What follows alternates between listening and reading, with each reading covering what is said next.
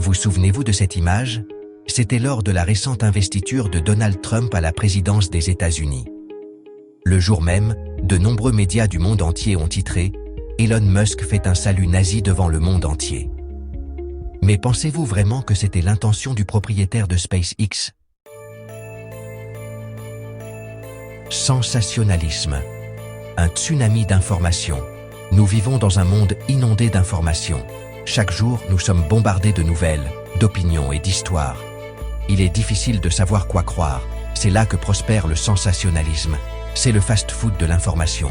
Rapide, addictif et, au final, insatisfaisant.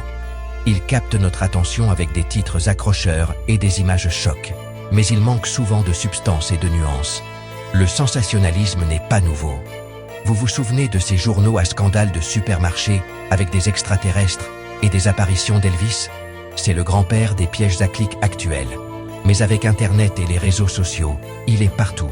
Notre capacité d'attention diminue et les médias sensationnalistes le savent. Ils sont engagés dans une bataille pour capter notre attention et ils sont prêts à déformer la vérité pour gagner. Mais quel est le problème? Ce n'est que du divertissement, n'est-ce pas? Pas exactement. Le sensationnalisme affecte notre perception de la réalité.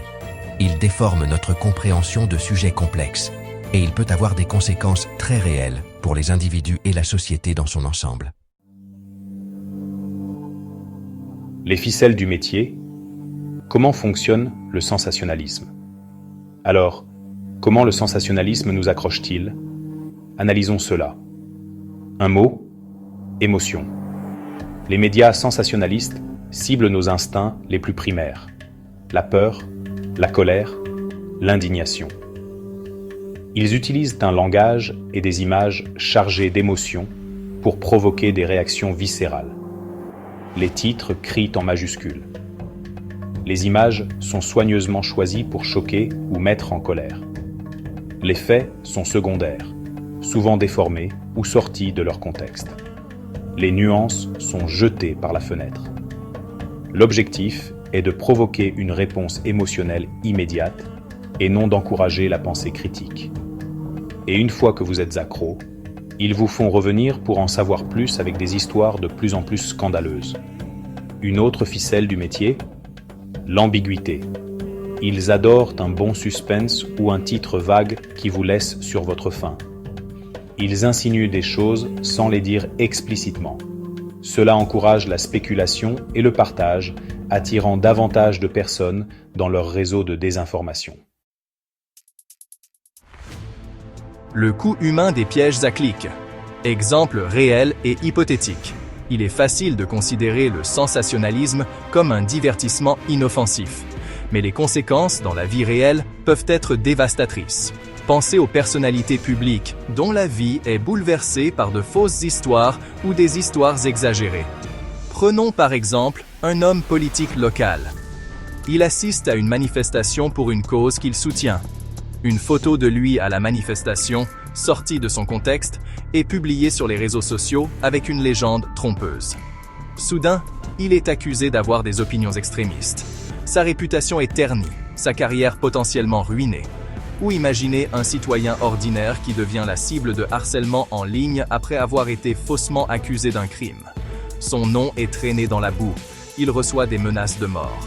Sa vie est bouleversée.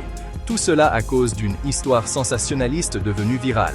Ce ne sont pas seulement des scénarios hypothétiques. Cela se produit tous les jours. Réseaux sociaux. Un amplificateur, pas une solution. Maintenant, parlons des réseaux sociaux. C'est comme jeter de l'huile sur le feu du sensationnalisme. Les algorithmes donnent la priorité au contenu qui obtient des clics, des partages et des commentaires. Et quoi de plus interactif que quelque chose de choquant ou de scandaleux? Le contenu sensationnaliste se propage comme une traînée de poudre. Il est facile de se retrouver piégé dans la chambre d'écho des réseaux sociaux. Nous devenons moins enclins à remettre en question l'information. Et nous devenons plus vulnérables à la manipulation. La vitesse à laquelle l'information se propage est stupéfiante. Une histoire fabriquée de toutes pièces peut devenir virale en quelques heures. Cela crée un terrain fertile pour la désinformation. Riposter. Un appel à l'éducation aux médias. Alors, que pouvons-nous faire à ce sujet? Nous devons devenir des consommateurs de médias plus critiques. Cela signifie remettre en question tout ce que nous lisons, surtout si cela semble trop beau pour être vrai. Nous devons vérifier les sources, considérer différents points de vue et nous méfier du langage et des images émotionnellement manipulateurs. Il s'agit également de responsabiliser les créateurs de contenu. Les journalistes ont la responsabilité de rapporter la vérité, et pas seulement de courir après les clics. Les plateformes de médias sociaux doivent faire plus pour lutter contre la propagation de la désinformation.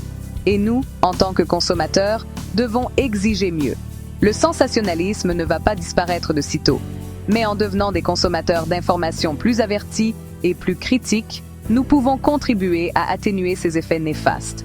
Nous pouvons choisir d'être réfléchis et non réactifs. Nous pouvons choisir de participer à un dialogue constructif, et pas seulement de cliquer et de partager. L'avenir de notre écosystème de l'information en dépend. Merci de nous avoir suivis. Maintenant commentez, partagez et aimez. Rendez-vous au prochain épisode. Magic World by RGP Films.